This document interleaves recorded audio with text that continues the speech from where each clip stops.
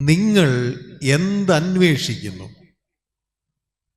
ഈ ചോദ്യം ഇന്ന് നമ്മളോട് തന്നെ നമുക്കൊന്ന് ചോദിച്ചു നോക്കാം. പ്രിയപ്പെട്ടവരെ, വിളക്കന്നൂർ ആലയത്തിലേക്ക് നമ്മൾ കടന്നു വരുമ്പോൾ, ഈശോയെ അനുധാവനം ചെയ്യുമ്പോൾ, അവിടുന്ന് നമ്മളോട് ചോദിക്കുകയാണ്, നിങ്ങൾ ഇന്ന് ഈ ആലയത്തിലേക്ക് കടന്നു വന്നിട്ട് നിങ്ങൾ എന്തന്വേഷിക്കുന്നു?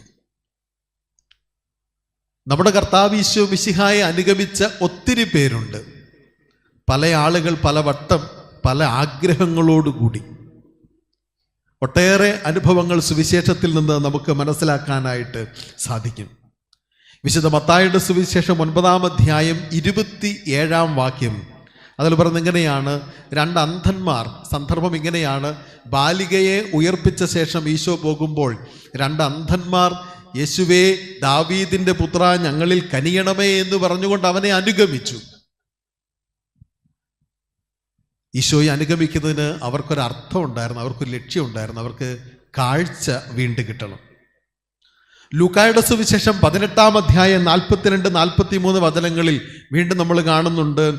അന്ധൻ കർത്താവ് ഈശോ മിശിഹായെ അനുഗമിക്കുന്നു, അവന് കാഴ്ച ലഭിക്കുന്നു.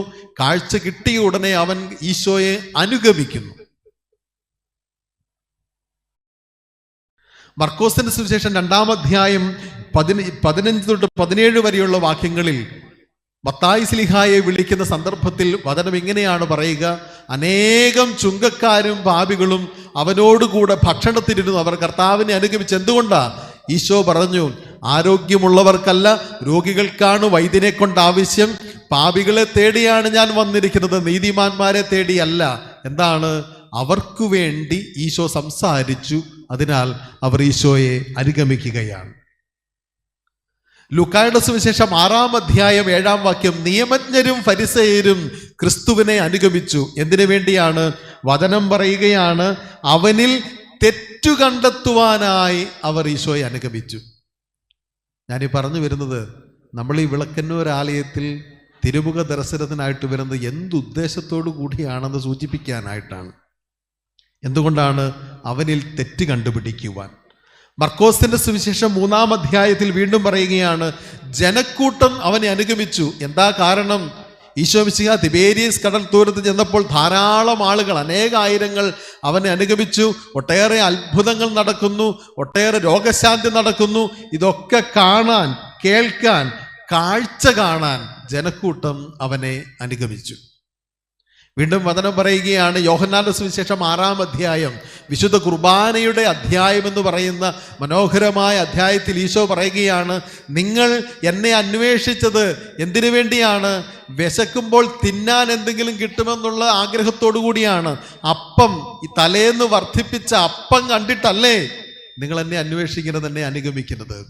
ജനക്കൂട്ടം അപ്പം അന്വേഷിച്ച് കർത്താവിനെ അനുഗമിക്കുന്നതും.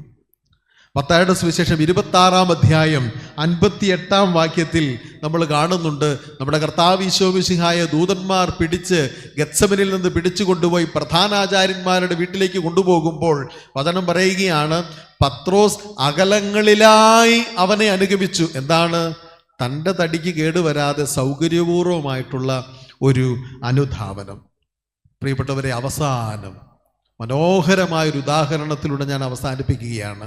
പരിശുദ്ധ അമ്മ അവിടുത്തെ കുരിശിൻ ചുവട് വരെ അവനെ അനുഗമിച്ചു. ഇന്ന് ഈ വിളക്കന്നൂർ ആലയത്തിൽ തിരുമുഖ ദർശനത്തിനായിട്ട് വന്നിരിക്കുന്ന നമ്മൾ ഇതിലേത് കാറ്റഗറിയിൽ പെടും എന്നൊന്ന് പരിശോധിക്കുന്നത് നല്ലതല്ലേ? ഏതെങ്കിലും അത്ഭുതങ്ങൾ കാണാനാണോ? എൻ്റെ ജീവിതത്തിൽ എന്തെങ്കിലുമൊക്കെ ഒരു പേഴ്സണൽ നന്മയ്ക്ക് വേണ്ടിയാണോ? കുറേ കാഴ്ച കാണാനാണോ? കുറേ പേര് വരുന്നുണ്ട്, എന്താ ഒന്ന് കണ്ടേക്കാം, വിളക്കന്നൂരല്ലേ, തൊട്ടടുത്തല്ലേ, ഒന്ന് പോയി കണ്ടേക്കാം. ഇങ്ങനെ കാഴ്ച കാണാനാണോ? എന്തെങ്കിലും വിശപ്പിന് മുട്ടുണ്ടാക്കാൻ വേണ്ടിയാണോ? പ്രിയപ്പെട്ടവരെ, പരിശുദ്ധ അമ്മയുടെ മനോഹരമായ ഉദാഹരണം, കുരിശിൻ ചുവടുവരെ അവനെ അനുഗമിച്ചു. പ്രിയപ്പെട്ടവരെ, വിളക്കന്നൂർ ആലയത്തിൽ നാം ഇന്നായിരിക്കുമ്പോൾ ഈ ചോദ്യങ്ങൾ തിരുനാളിനോടനുബന്ധിച്ച് ചോദിക്കുന്നത് നല്ലതല്ലേ? എന്തിനാ നമ്മൾ തിരുനാൾ ആഘോഷിക്കുന്നത്? തിരുനാളുകൾ ആഘോഷിക്കുന്നത് നമുക്കറിയാം. വിളക്കന്നൂർ ക്രിസ്തുരാജൻ്റെ നാമത്തിലുള്ള ദേവാലയമല്ലേ? നമ്മുടെ പല ഇടവകളും പല വിശുദ്ധരുടെയും നാമധേയത്തിലുള്ളതല്ലേ? ഒരു വർഷക്കാലം ആ വിശുദ്ധാത്മാവിൻ്റെ മാധ്യസ്ഥത്തിൽ നമുക്ക് ലഭിച്ച നന്മകളെ ഓർക്കാൻ നമ്മളെ പരിപാലിച്ചതിന്, അപകടങ്ങളിൽ നിന്ന് രക്ഷിച്ചതിന്, രോഗങ്ങളിൽ നിന്ന് കാത്തു പരിപാലിച്ചതിന് നന്ദി പറയാൻ, ഒരിക്കൽ കൂടി നമ്മുടെ വിശ്വാസം ക്രിസ്തുവിലാണെന്ന് ഏറ്റുപറയാൻ, ഉച്ചസ്ഥരം പ്രഘോഷിക്കാൻ ആ തിരുനാളും പ്രദക്ഷിണവും മറ്റു കാര്യങ്ങളൊക്കെ നമ്മൾ നടത്തുക. അതിൻ്റെ കോറ് നഷ്ടപ്പെട്ട് കേവലം ആഘോഷങ്ങൾ മാത്രമാകുമ്പോൾ അത് വെറുതെയായി പോവുകയാണ്. പ്രിയപ്പെട്ടവരെ, ഇന്ന് തിരുനാളിന് നമ്മളിവിടെ വന്നണയുമ്പോൾ അതിൻ്റെ അന്തസത്ത, എന്തിനാണ് ഞാനിവിടെ വന്നിരിക്കുന്നത് എന്ന് ആത്മപരിശോധന ചെയ്യുന്നത് നല്ലതാണ്. കർത്താവ് ഈശോ മിശിഹായുടെ ഒന്നാമത്തെ ചോദ്യം ഒരിക്കൽ കൂടി ഞാൻ ആവർത്തിക്കുകയാണ്: നിങ്ങൾ എന്തന്വേഷിക്കുന്നു? ഈ ആലയത്തിൽ വന്ന് നിങ്ങൾ എന്തന്വേഷിക്കുന്നു? ഈശോയുടെ മറ്റൊരു ചോദ്യം മനോഹരമാണ്. മത്തായിയുടെ സുവിശേഷം 16-ാം അധ്യായത്തിലെ പ്രശസ്തമായ ചോദ്യം: ഞാൻ ആരാണെന്നാണ് നിങ്ങൾ പറയുന്നത്? തിരുമുഖ ദർശനത്തിലേക്ക് കൺതുറന്ന് നമ്മൾ നോക്കുമ്പോൾ ഈശോ ചോദിക്കുകയാണ്, എടാ ഞാൻ ആരാ നിനക്ക്? പ്രിയപ്പെട്ട മകനെ, മകളെ, ഞാൻ ആരാ നിനക്ക്? അതൊരു പേഴ്സണലൈസ്ഡ് ആൻസറാണ് അവിടെ വേണ്ടത്, ഉത്തരമാണ്. വ്യക്തിപരമായ ബോധ്യങ്ങളിൽ നിന്ന് ഉയർന്നു വരുന്ന ഒരു ഉത്തരം നമുക്കവിടെ കൊടുക്കാൻ പറ്റണം. ഇവിടെ വരുമ്പോൾ ഈശോ നമ്മളോട് ചോദിക്കുകയാണ്, ഞാൻ ആരാണെന്നാണ് നിങ്ങൾ പറയുന്നത്? പ്രിയപ്പെട്ടവരെ, ആ ചോദ്യത്തിനുള്ള ഉത്തരം ഇവിടെ നിന്ന് മുട്ടിന്മേൽ നിൽക്കുമ്പോൾ നമ്മുടെ മനസ്സിൽ നിന്ന് പറയാൻ സാധിക്കണം, എൻ്റെ രക്ഷകനാണ് അവിടുന്ന്. പൂർണ്ണ ബോധ്യത്തോടെ ഏറ്റുപറയാനായിട്ട് സാധിക്കണം. ചോദ്യം വളരെ പ്രധാനപ്പെട്ടതാണ്. വീണ്ടും മർക്കോസിന്റെ സുവിശേഷം 10-ാം അധ്യായത്തിൽ 38-ാം വാക്യം, മനോഹരമായൊരു ചോദ്യം, പ്രധാനപ്പെട്ടൊരു ചോദ്യം ഇതാണ്: ഞാൻ കുടിക്കുന്ന പാനപാത്രം കുടിക്കുവാൻ നിങ്ങൾക്ക് സാധിക്കുമോ? തിരുമുഖ ദർശനത്തിന് മുൻപിൽ വന്ന് മുട്ടു നിൽക്കുമ്പോൾ ഈശോ ചോദിക്കുന്ന അടുത്ത ചോദ്യം ഇതാണ്: എടാ, ഞാൻ കുടിക്കുന്ന പാനപാത്രത്തിൽ നിന്ന് പാനം ചെയ്യാൻ നിനക്ക് സാധിക്കുമോ? എന്താണ് ആ പാനപാത്രം? നമ്മുടെ അനുദിന ജീവിതത്തിൽ നമ്മൾ എടുക്കുന്ന കുരിശുകളാണ്. അതെടുക്കാൻ നമുക്ക് പറ്റുന്നില്ലെങ്കിൽ ഇവിടെ വന്നിട്ട് ഒരു കാര്യവും ഇല്ല. പ്രിയപ്പെട്ടവരെ, നമ്മുടെ ജീവിതത്തിൽ നമുക്കായി ഒരുക്കപ്പെട്ടിരിക്കുന്ന പാനപാത്രങ്ങൾ അത് കുടിക്കാൻ നമുക്ക് സാധിക്കണം. തിരുനാളിൽ ഇവിടെ വന്ന് പ്രാർത്ഥിക്കുമ്പോൾ ഈ ചോദ്യം നാം ഓരോരുത്തരോടും കർത്താവ് ചോദിക്കുന്നുണ്ട്. നമ്മുടെ ജീവിതത്തിലെ പാനപാത്രം എന്താണ്? നമ്മുടെയൊക്കെ ജീവിതം, ക്രൈസ്തവ ജീവിതം അത്ര എളുപ്പമല്ല.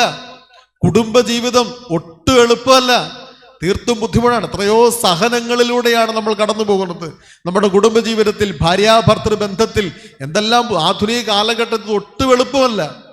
മക്കൾ മാതാപിതാക്കൾ തമ്മിലുള്ള ബന്ധം, സഹോദര ബന്ധങ്ങൾ, നമ്മുടെ സാമൂഹിക ചുറ്റുപാടുകൾ ഒന്നും എളുപ്പമല്ല. ഈശോ ചോദിക്കുകയാണ്, ഞാൻ കുടിക്കുന്ന പാനപാത്രം കുടിക്കാൻ നിനക്ക് സാധിക്കുമോ? ചാൾസ് ശോഭരാജ് നമ്മൾ കേട്ടിട്ടുണ്ടല്ലേ? പഴയ തലമുറയിലെ ആളുകൾക്കൊക്കെ അറിയാം ചാൾസ് ശോഭരാജ്. ഇന്റർനാഷണൽ ക്രിമിനലാണ് അദ്ദേഹം, ചാൾസ് ശോഭരാജ്. അദ്ദേഹത്തെക്കുറിച്ച് നിങ്ങൾക്കറിയാവുന്ന ഒരു കാര്യം ഒരിക്കൽ കൂടി ഓർമ്മിപ്പിക്കാൻ ഞാൻ ആഗ്രഹിക്കുകയാണ്. അദ്ദേഹം ഇത്രമാത്രം കഴിവുള്ള, ഇത്രമാത്രം എക്സംപ്ലറി ആയിട്ടുള്ള വലിയ കഴിവുകളുള്ളൊരു മനുഷ്യനായിരുന്നു. അദ്ദേഹത്തിൻ്റെ കേസുകളൊക്കെ സ്വയമാണ് വാദിക്കുന്നത്, വക്കീലിനെ ഒന്നും വെച്ചല്ല. കൃത്യമായിട്ട് നിയമം അറിയാം, കോടതി വ്യവഹാരങ്ങൾ അറിയാം, 5-6 ഭാഷകൾ മനോഹരമായി സംസാരിക്കും. ഹൈലി ഇൻ്റലിജൻ്റ് ആയിട്ടുള്ള ആളാണ്. എവിടെയാണ് സംഭവിച്ചത്? ഇതൊക്കെ ഉപയോഗിച്ച വഴികൾ മാറിപ്പോയി. നല്ല രീതിയിലൊക്കെ പോയിരുന്നെങ്കിൽ ആ മനുഷ്യനൊക്കെ എവിടെ എത്തേണ്ടതായിരുന്നു. അങ്ങനെ അദ്ദേഹത്തിൻ്റെ ഭൂതകാലത്തെക്കുറിച്ചൊരു മനുഷ്യൻ പഠിച്ചപ്പോൾ എവിടെയാണ് പിഴവുകൾ സംഭവിച്ചതെന്ന് മനസ്സിലാക്കി. അതിങ്ങനെയാണ് അവർ പറയുക: ചാൾസ് ശോഭരാജിൻ്റെ അപ്പൻ കുടുംബത്തിൽ യാതൊരു ഉത്തരവാദിത്വമില്ലാത്ത മനുഷ്യനായിരുന്നു. വെള്ളവടിയുടെ ആശാനാണ് അദ്ദേഹം. ഇത് തന്നെയാണ് അദ്ദേഹത്തിൻ്റെ ജീവിതചര്യ. അടിക്കുക, കിടന്നുറങ്ങുക, അടിക്കുക, കിടന്നുറങ്ങുക, ഒരു ഉത്തരവാദിത്വവുമില്ല. അമ്മ ചെറുപ്പത്തിൽ തന്നെ ഇതിനെ ഇട്ടേച്ച് പോയി, കൊച്ചിനെ ഇട്ടേച്ച് പോയി. രണ്ടാനമ്മയാണ് കൊച്ചിനെ നോക്കുന്നത്. അതിനും വലിയ താല്പര്യമൊന്നുമില്ല. പുള്ളിക്കാരി സൊസൈറ്റി ലൈഫ്, ക്ലബ്ബ്, പാർട്ടി പരിപാടികൾ. ഒരായയെ ഏൽപ്പിച്ച ആയയാണ് ചാൾസിനെ വളർത്തുക. ചാൾസിനെ വളർത്തുന്നത് എങ്ങനെയാണെന്നറിയാമോ? ആയമാരുടെ വളർച്ചയൊക്കെ നമ്മൾ യൂട്യൂബിലൂടെയൊക്കെ കാണുന്നുണ്ടല്ലോ പ്രിയപ്പെട്ടവർ. എങ്ങനെയാണ്? കരയുന്ന കൊച്ചിൻ്റെ മുകളിൽ ഒരു കൊട്ട കമത്തി വെച്ച് അതിൻ്റെ മുകളിൽ ഭാരമുള്ള എന്തെങ്കിലും എടുത്തങ്ങ് വെക്കും. കൊച്ചതിനകത്ത് കിടന്ന് കരഞ്ഞ് കരഞ്ഞ് കരഞ്ഞ് കരഞ്ഞ് കരഞ്ഞ് തളർന്ന് കിടന്നുറങ്ങും. ഇതാണ് ആ മനുഷ്യൻ്റെ ബാല്യം. പ്രിയപ്പെട്ടവരെ, കുടുംബത്തിൽ നിന്ന് തന്നെ തെറ്റിപ്പോയി. എന്നിട്ടോ വളർന്നു വന്ന ജീവിത സാഹചര്യങ്ങളിലൊക്കെ ഇത്തരത്തിൽ നെഗറ്റീവ് രീതിയിലേക്ക് അദ്ദേഹം മാറിപ്പോവുകയും കൊടും കുറ്റവാളിയായി മാറുകയുമായിരുന്നു. അത് പഠിച്ച ആൾ പറയുകയാണ്, കുടുംബത്തിൽ നിന്ന് തന്നെ പിഴച്ചുപോയി, തലതിരിഞ്ഞു പോയി. പ്രിയപ്പെട്ടവരെ, തമ്പുരാൻ നമ്മളോട് ചോദിക്കുന്നു, ഞാൻ തന്ന പാനപാത്രം കുടിക്കാൻ നിങ്ങൾക്ക് സാധിക്കുമോ? നമ്മുടെ കൈകളിലേക്ക് തന്ന പാനപാത്രമാണത്. അത് സന്തോഷത്തോടെ അത് വാങ്ങി കുടിക്കാൻ നമുക്ക് പറ്റണം. ജീവിതത്തിലെ പ്രതിസന്ധികൾ, നമ്മളെ കർത്താവ് ഏൽപ്പിച്ചിരിക്കുന്ന ഉത്തരവാദിത്വങ്ങൾ, അത് 100% വിശ്വസ്തയോടെ ചെയ്യാനായിട്ട് നമുക്ക് സാധിക്കണം. പ്രശസ്ത പ്രഘോഷകരായിട്ടുള്ള ജിജിയും മാരിയോയും തമ്മിലുള്ള പ്രശ്നം ഇന്നിങ്ങനെ കത്തി നിൽക്കുകയാണ്. എന്തായാലും കുടുംബങ്ങൾക്ക് അവർ പോസിറ്റീവായിട്ടുള്ള കാര്യങ്ങൾ പറഞ്ഞു തന്നവരാണ്. അവർക്കും വഴിതെറ്റിപ്പോകാം, അവർക്കും പ്രശ്നങ്ങളുണ്ടാകാം, ഇവിടെ നിൽക്കുന്ന എനിക്കും ബുദ്ധിമുട്ടുകളുണ്ടാകാം, മെത്രാനച്ചനോ മാർപ്പാപ്പയ്ക്കൊക്കെ വിഷമങ്ങളുണ്ടാകാം. പക്ഷേ അതിനപ്പുറത്തേക്ക് നാമൊക്കെ മനുഷ്യനാണെന്നും ബലഹീനരാണെന്നുമുള്ള ചിന്ത നമ്മൾ പോസിറ്റീവായിട്ട് ഇതിൽ നിന്ന് മനസ്സിലാക്കാനായിട്ട് പറ്റണം. അവരുടെ കുടുംബത്തിലേക്ക് എത്തി നോക്കി, ഇന്ന പ്രശ്നങ്ങളായിരുന്നു എന്ന് ഇങ്ങനെ ചെറ്റ പൊളിച്ചു നോക്കുന്ന രീതിക്ക് അപ്പുറത്തേക്ക് നമ്മുടെ ജീവിതത്തിലേക്ക് ഒന്ന് ചിന്തിക്കാനും നമ്മളെ ഒന്ന് വിലയിരുത്താനും പോസിറ്റീവായിട്ട് മുൻപോട്ട് പോകാനും നമുക്ക് സാധിച്ചിരുന്നെങ്കിൽ ഈ ചോദ്യം പ്രധാനപ്പെട്ടതാണ് പ്രിയപ്പെട്ടവരെ. കർത്താവ് തന്ന പാനപാത്രം ഏറ്റെടുക്കാനായി നമുക്ക് സാധിക്കുമോ എന്ന്.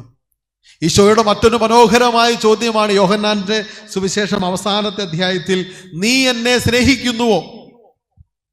പത്രോസേ, നീ എന്നെ സ്നേഹിക്കുന്നുവോ? തിരുമുഖ ദർശനത്തിനായിട്ട് ഈശോയുടെ മുമ്പിൽ നിൽക്കുമ്പോൾ അവിടെ നമ്മളോട് ചോദിക്കുന്ന അടുത്ത ചോദ്യമാണ്, പ്രിയപ്പെട്ട മകനെ, മകളെ, നീ എന്നെ സ്നേഹിക്കുന്നുവോ? അതിന് കേവലം 2-3 വാക്കുകളുള്ള ചെറിയ ചോദ്യമായിട്ട് കരുതരുത്. ഒത്തിരി അർത്ഥമുള്ളൊരു ചോദ്യമാണ്. അവിടെ ഇരുന്ന് ധ്യാനിക്കുമ്പോൾ അതിൻ്റെ ഉത്തരം നമുക്ക് കിട്ടും. നീ എന്നെ സ്നേഹിക്കുന്നുവോ? പത്രോസ്ലീഹ ഇങ്ങനെ കാണുകയാണ്, കർത്താവിത വെള്ളത്തിന് മുകളിൽ കൂടെ നടന്നു വരുന്നു. പത്രോസിന് ആഗ്രഹം, എനിക്കും നടക്കണം. ഈശോയോട് പറഞ്ഞു, കർത്താവേ, നീ കർത്താവാണെങ്കിൽ ഞാൻ ഈ വെള്ളത്തിൻ്റെ മുകളിൽ കൂടെ നടന്ന് നിന്റെ അടുത്തേക്ക് വരട്ടെയോ? പോരാൻ പറഞ്ഞു. പത്രോസ് ഈശോയെ നോക്കി വെള്ളത്തിലേക്ക് കാല് വെച്ചു.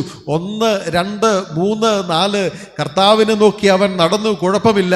പെട്ടെന്നതാ തിരമാലയിലേക്ക് അവൻ്റെ ശ്രദ്ധ പതറുന്നു, കാലാവസ്ഥയിലേക്ക്, സാഹചര്യങ്ങളിലേക്ക് അവൻ്റെ ശ്രദ്ധ പതറുന്നു.